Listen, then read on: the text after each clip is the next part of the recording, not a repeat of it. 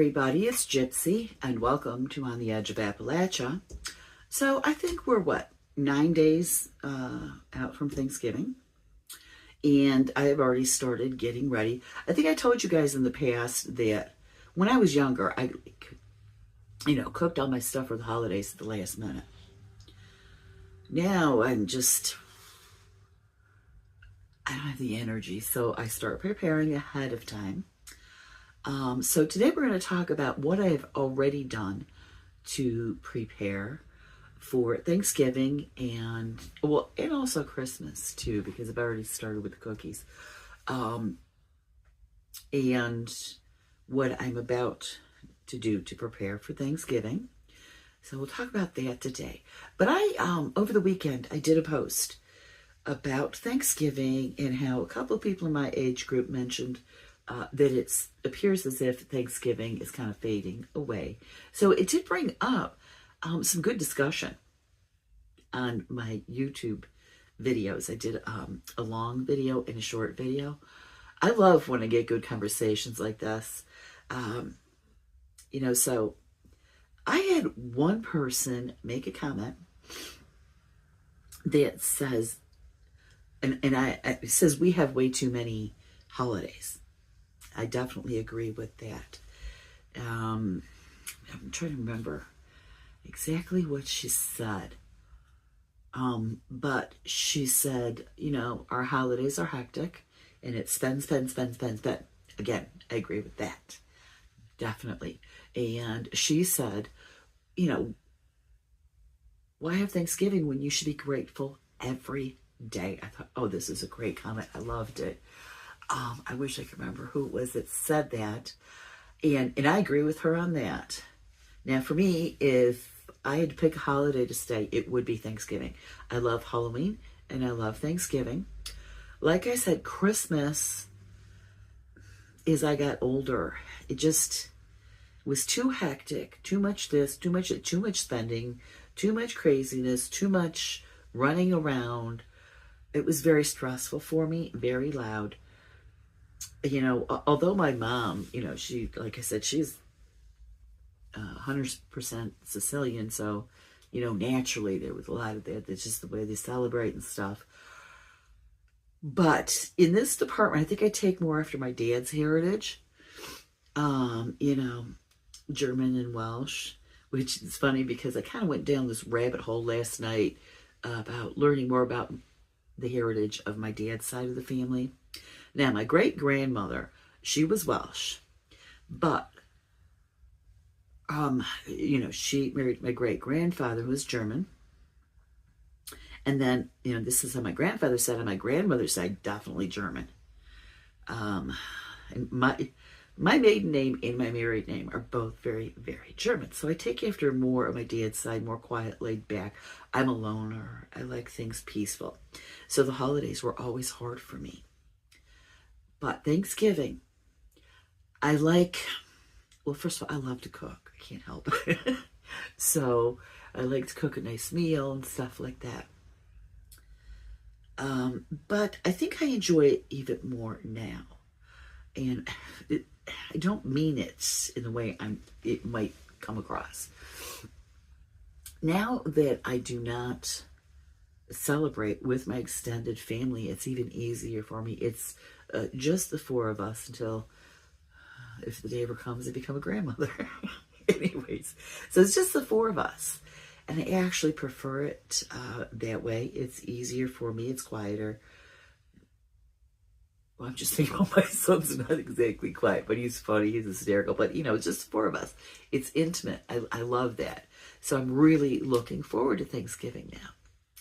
That being said, that's just my opinion, that if any holiday should be kept, it should be Thanksgiving. And yes, I agree. We should be grateful every day. And how I got to this point was when my son died. I was my older son. I was looking for ways to help myself. And one of the things I came across was keeping a gratitude journal. And I started doing that. I did it for a couple years. And then I noticed it was just a habit. I've never been rich, never had a lot of stuff. But I was finding things to be grateful for, despite the fact my son had just died. And now it's just a habit for me. But I think for me, Thanksgiving is a good reminder to keep it up, keep doing it. And also being such an avid gardener, I mean, I'm practically a full-time gardener now. It's like grateful for the harvest, you know? So all that stuff is really important to me. Yeah, and I do. It's like every time you turn around, they're adding another holiday, whether it's just a day to memorialize something or whatever. And I'm not talking about like veterans and stuff. I think we should, you know, they sacrificed. I'm not going to get into that, how I feel. It's very political, and I don't want, I'm sick and tired. Anyways, yes, I think it's a good reminder.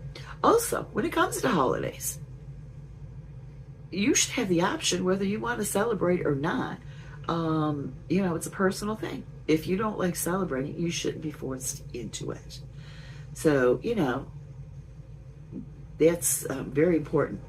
But I did another viewer, Terry, she said that Thanksgiving is a great holiday because it can be celebrated by anyone of any race, nationality, any religion, any place in the world. And there are other countries who have Thanksgiving, but not on the same day as in the U.S. So I thought that was a good point too. But if you don't like celebrating something, don't celebrate it. You know, do your thing. Be yourself. Be true to yourself. But anyways, I'm doing enough talking here. We're going to get on with preparing for Thanksgiving. Okay, so way back here, you can see I have my turkey in here. I found it for an amazing price. So I got it right away because they were selling out quick. This I'm going to take out of here on Friday and put it in the refrigerator because my son and daughter-in-law like to deep fry the turkey, and you have to make sure all ice and water is out of this. So I want to make sure it is defrosted really, really well. And then these are, I have two 2-pound bags full of the rattlesnake green beans that I grew this year. I set these aside, one for Thanksgiving, one for Christmas. My son and daughter-in-law make this wonderful green bean casserole that is totally homemade. Even the soup base for it is homemade. So we thought it'd be extra special this year to have my homegrown green beans in it. Okay, then over here, so we have, I made ahead of time, homemade, my pie crust, okay? So I have a single pie crust for my pumpkin pie. And then I have 2 pie crusts here because I need a double pie crust. I'm gonna make a cranberry pie. This is the first time I've never made cranberry pie. So I'm gonna see if I like that and if the rest of the family likes that, see if it's a keeper. So yesterday, I spent a lot of time pureeing my pumpkins that I grew in the garden. You guys know I'm really getting into that. I love it. What I didn't sell, I put aside a few for myself. I still have 3 more to process, but yesterday I took 2 and I roasted them and then pureed them. I have them marked. I measured them out for how much I need for each item. So I measured out my pie, froze that. I'm going to be making a pumpkin soup. So I measured out homemade puree for the soup. And then for breakfast, I am making a sourdough pumpkin scones. So I measured out what I needed for that. I have a half cup left over. I want to decide what I'm going to do with that. I think that's what I have made so far. You guys know that I made the rum balls already for Christmas because I did a video on that. Also today, for Christmas cookies, I want to do Russian tea cakes. I am going to start those today, I think. Also, I'm going to run up to one of our many fruit farms and get some apples. I'm out of applesauce. Last year, I made applesauce for Thanksgiving. And I made quite a bit, and I put up the rest for the rest of the year, except it didn't last because, again, being the Germans that we are around here, whenever I make pork, we like to have applesauce with the pork. So I'm out. So anyways, I'm going to be going to the fruit farm today to get, you don't want to see my horrible freezer, to get apples for the applesauce. I forgot. I also made, they're called cinnamon sticks, and I made them with some of my sourdough discard. We had a little bit the other day, and then the rest I froze. I'm going to use one for Thanksgiving, and I have another container in the freezer for Christmas. Okay, so I told you guys I am new to sourdough, and there are 2 sourdough recipes I want to make for Thanksgiving, plus a bunch of other stuff. So I'm thinking, how am I going to time this where my starter is at the right point, and I have the time to, raise it, proof it and everything like that. Well, I found out through some research that you can make sourdough ahead of time and put it in the refrigerator. So I don't want to ruin any of my recipes for Thanksgiving. So this is an experiment. I am making a basic sourdough sandwich bread loaf. Okay. So I just got to the point, I, stretched it and stuff. I'm going to cover it up and I'm going to put it in the refrigerator. Tomorrow, I'm going to shape it, proof it, and bake it. And see how it turns out and see if this will work for Thanksgiving for me. Okay, so I'm on my way to the fruit farm. It's probably, somewhere between 3 and 3:30. 3 o'clock is when I hit the wall and I get tired. It's unusual for me, if I want to go to the store, to go this late in the afternoon. But I want to get this done, and I am very tired. Probably won't do my applesauce till at least tomorrow, maybe the day after. I don't know. I'm hoping to get enough to make a good amount. I don't know, for some reason this year, a lot of people's apple trees didn't bloom and we didn't get any apples, which is why the deer decide to come eat my garden, because they usually stay in the back of the property where the apple trees are. Anyways, so I'm hoping they have some decent apples at the fruit farm. I'm sure they do. But, I am really tired. So yeah, when I get home, I'm going to have to start dinner. Not going to do any big deal today. Just like chicken and noodles, I guess. I'm just, I don't know, tired, I guess. So, yeah, these fruit farms are really nice. If the first one, I'm going to go to the smaller one first. If they don't have what I want, I'll go to the second one. They're right down the road from each other. This is actually the road I used to live on before I got on the road, except I lived down that way. So it was always a straight shot for me to, go to the fruit farms, just straight up this road, which is really nice. But I live right around the corner from there now. So, but the first one, that business opened in the late 1800s. I'll have to look again and see when it was. I found that fascinating because I had no idea. To me, both fruit farms have been there like all my life, and I'm in my 60s now. But, here it started in the 1800s, this one business. The other one I don't know about. So the first one we're going to, it's called Eddie's Fruit Farm. It's the one that's been in business since the late 1800s. The other one is Patterson's, if I go to that. That one is bigger and has a lot more going on.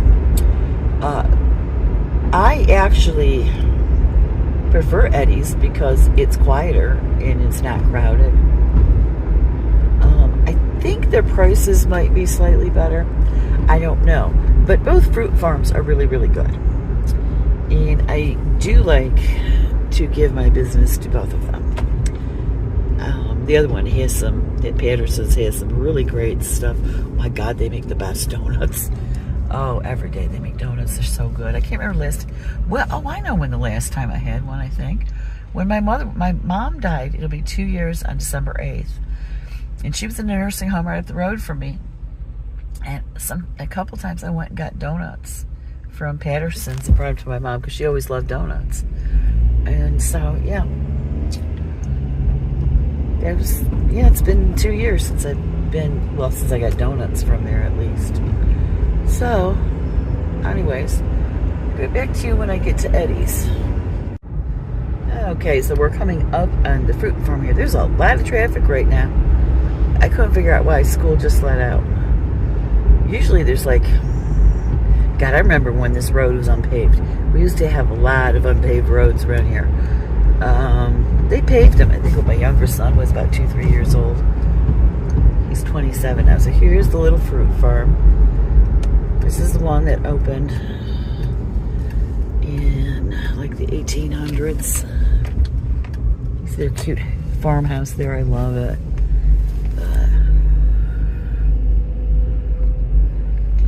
Yeah, they're really nice people here. You see all their apple orchards back there. I don't know if you could see them. Anyway, they're getting ready, or they had their fall events already. Oh, I'm behind the times. Okay, I'm going in.